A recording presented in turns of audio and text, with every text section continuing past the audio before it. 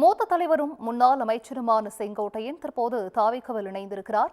இது குறித்து நம்முடன் பேச அதிமுக வழக்கறிஞர் மணிகண்டன் நம்மோடு இணைப்பில் இருக்கிறார். சார் வணக்கம்.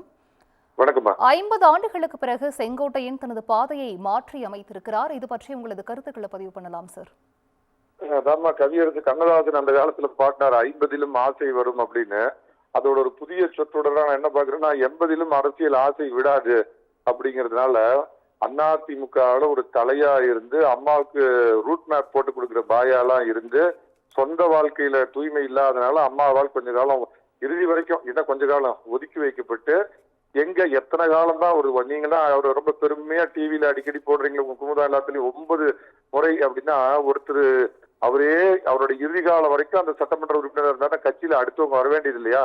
இதைத்தான் திரு எடப்பாடி பழனிசாமி அவர்கள் குறிப்பிட்டாரு. அண்ணா, நீங்க போதுமான அளவுக்கு சட்டமன்ற உறுப்பினரா இருந்துட்டீங்க, அடுத்த தலைமுறைக்கு கட்சியில பொறுப்புகளை கொடுக்கணும், பதவியை கொடுக்கணும் அப்படிங்கறது ஏத்துக்க முடியாம ஏதோ ஒருங்கிணைப்பான கட்சியை ஒருங்கிணைக்க போறேன் அப்படின்னு ஒரு வேஷம் கட்டிக்கிட்டு, அதாவதுமா நம்ம ஒரு ஷூவோ செப்பலோ வாங்க ஒரு கடைக்கு போறோம்னா நம்ம காலுக்கு ஏத்த ஒரு ஷூவை வாங்கலாம்.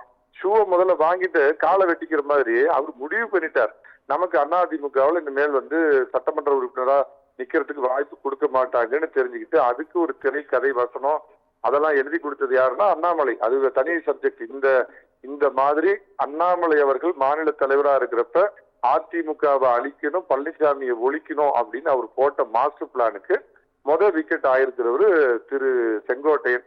போற இடத்துலயாவது நல்லா இருக்கட்டும், அதிமுகவில் நான் சொன்ன மாதிரி தலையா இருந்தாரு. இப்ப அங்க போய் வாழா இருக்க போற புரட்சி தலைவர் வாழ்க, புரட்சி தலைவி வாழ்க அப்படின்னு சொன்ன வாய்க்கு புரட்சி தமிழர் வாழ்க அப்படின்னு அவரால் சொல்ல முடியல, ஈகோ. ஆனா அவருக்கு 30-35 வயசு கீழே இருக்கிற விஜய் கிட்ட போய் தம்பி சார் தளபதி வாழ்க, தம்பி சார் தளபதி வாழ்க அப்படின்னு போய் கூப்பிட்டுமா. அரசியல் அந்திம கால பயணம் அவர் போயிருக்கிறாரு. போன இடத்துலயாவது அவர் விசுவாசமா இருக்கிறதுக்கு வாழ்த்துக்கள்மா. சார், இப்போ செங்கோட்டையன் அவர்களின் இந்த அரசியல் நகர்வுகளை பார்க்கும்போது இதுல பாஜக RSS கைகள் நீண்டிருக்கோன்ற ஒரு சந்தேகம் எழும்புதுனோ விசிக தலைவர் திருமாவளவன் நேற்றைய தினம் ஒரு பிரஸ் மீட்ல சொல்லியிருந்தாரு சார். இப்ப இது பற்றி உங்களது கருத்துக்கள் என்ன?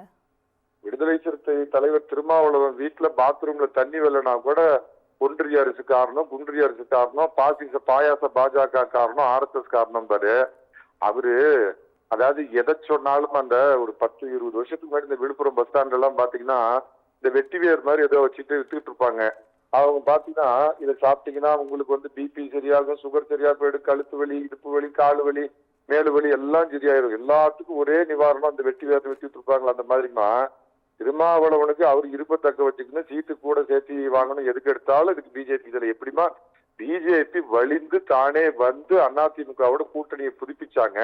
மிஸ்டர் பழனிசாமி 2026 உங்களுக்கானது, நீங்கள் வென்று முதலமைச்சராக வேண்டும், 2029 மோடி 4வது முறை ஆட்சி என்கிறதுக்கு தமிழகத்தில் எங்களுக்கு நீங்க அதிக சீட்டுகளை வென்று தர வேண்டும் அப்படிங்கிற அடிப்படையில தான் அமித்ஷா எடப்பாடி பழனிசாமி கூட்டணி அமைஞ்சப்ப, இந்த கூட்டணியை நல்ல முறையில கொண்டு போறதுக்கு எடப்பாடி பழனிசாமி ஒரு லோக்கல் முகமா, நான் அது குறிப்பிட்டு உங்களுக்கு சொல்ல வர்றேன். டெல்லிக்கே ராஜாவா அமித்ஷா அவர்களும் திரு மோடி அவர்களும் இருந்தா கூட உள்ளூருக்கு நிதிஷ்குமார் அப்படிங்கிற ஒரு உள்ளூர் ராஜா முகத்தை வச்சுதான் சட்டமன்ற தேர்தலில் வெற்றி பெற முடியுங்கிற சூட்சுமத்தை நல்லா தெரிஞ்ச பாஜக இங்க தமிழகத்துல பழனிசாமியை வச்சுதான் ஜெயிக்கணும் இருக்கிறப்ப எதுக்கு அந்த கூட்டணியை சிதைக்கிற வேலையில அவங்க ஈடுபடுவாங்க? திருமாவளவன் உளர்றாரு. அவருடைய பிதற்றல், அவர் ரொம்ப ராஜாவை மீது ராஜ விசுவாசம் காமிச்சு ஸ்டாலின் கிட்ட ஏதாவது ஒரு சீட்டு 2 சீட்டு 2 கோடி 4 கோடி சேர்த்தி வாங்குறதுக்காக அரசியல் உளறல், அவ்வளவுதான் சொல்ல முடியுங்க. சரி, இப்ப எம்ஜிஆரின் விசுவாசி மூத்த தலைவராக இருக்கக்கூடிய செங்கோட்டையின் தாவேக்காவில் இணைஞ்சிருக்கிறது. தாவேக்காவிற்கு எந்த அளவுக்கு பலமா பார்க்கப்படுது? அதே சமயம் அதிமுகவிற்கு இந்த எந்த அளவுக்கு ஒரு பின்னடைவை ஏற்படுத்தும்? அது எனக்கு தெரியலமா. சூடான ஐஸ்கிரீம் ஏதாவது கேள்விப்பட்டிருக்கீங்களா? அதாவது காஃபியில கூட சூடான காஃபி, இப்ப கோல்டு காஃபி எல்லாம் இருக்குது.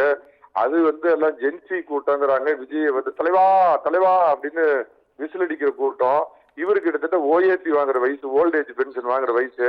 இவரு போய் அந்த கூட்டத்துக்கு இவர் என்ன பண்ணி, இவருக்கும் அவருக்கு தலைமுறை தொடர்புன்னு பாத்தீங்கன்னா ஒரு 3-4 தலைமுறை தொடர்பு இடைவெளி உள்ளவர் திரு செங்கோட்டையன். இவரு போய் என்ன அந்த கட்சியை அவங்களுக்கு தேவையானது பண்ண போறாரு? ஓரளவுக்கு கட்சியினுடைய அந்த அடிப்படை கட்டமைப்பு தெரிஞ்சவர். ஆனா அதெல்லாம் காதல் விழுவாத வெறி பிடிச்சி விஜயை பார்த்தா விசில் அடிச்சு கத்துற கூட்டத்துக்கு இவரு போய் ஸ்கூல் வாத்தியாரா இருந்து ஸ்கூல்ல கட்டி அந்த ஸ்கூல்ல விஜய் ஹெட்மாஸ்டர் உட்கார வச்சு பக்கத்துல இவர் துணை ஆசிரியரா உட்கார போறாரு அப்படிங்கிற கனவோட போயிருக்கிறாரு. இந்த ஜென்மத்துல அவர் கனவு எடுபடாது. ஒண்ணு தெரிஞ்சுங்க, அவர் 9 முறை ஜெயிச்சாரு, 11 முறை ஜெயிச்சார். இது எல்லாமே அடிப்படையில இரட்டை இலை புரட்சி தலைவர் புரட்சி தலைவி அப்படிங்கிற அந்த இதுல ஜெயிச்சது. தனியா சுயேட்சையா இருந்தாருன்னா குள்ளம்பாளையம் ஊராட்சி மன்ற தலைவர் இதுக்கு கூட டெபாசிட் இழப்பாரு. அப்பேர் தாம பெத்த பேர்னு சொல்லுவாங்க செங்கோட்டைன்னு. குள்ளம்பாளையத்தை அவரு கிராமத்தை தாண்டி வெளியே தெரியாத ஆளில்லாத கூட்டத்தின் அசைக்க முடியாத ஒரே தலைவர் செங்கோட்டையன். பாருங்க இன்னைக்கு பேர் 50 பேரோட சேர்ந்திருக்காராம். இவர் தாங்க அப்படியே கொங்கு மண்டலத்திலே கட்டி காப்பாத்து போறவரு. நான் ஒரு பேச்சு கேட்கிறோமா, இவரோட சீனியர், இவராது புரட்சி தலைவர் காலத்துல கீழ்நிலையில இருந்தார். ஆனா புரட்சி தலைவருடைய முதல் மந்திரி சபையில அமைச்சரா இருந்த ஒரு மரியாதைக்குரிய திரு பொன்னையன் அவர்கள் அன்னைக்கு வந்து என்னுடைய நினைவு சரியா தான் நல்வாழ்வுத்துறை அமைச்சரா இருந்தாரு. ஒரு பேச்சு கேட்கிறோமா, அவரு புரட்சி தமிழருடைய தலைமையை ஏற்றுக்கிட்டு செயல்படுறாரு. இப்ப அவரு வெளியே இருந்தாருன்னா என்ன பெரிய தாக்கம் ஏற்பட்டுரும். ஏன்னா அவங்க ஒரு கோல்டன் பீரியட்ஸ் முடிஞ்சிருச்சு. அடுத்த தலைமுறை வந்துருச்சு.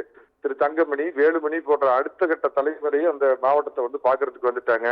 அம்மா பாஷையில சொல்றதுன்னா உதிர்ந்த டேட் டேட். நன்றி சார். இணைப்பில் வந்து உங்களது கருத்துக்களை பகிர்ந்து கொண்டமைக்கு நன்றி. நன்றி.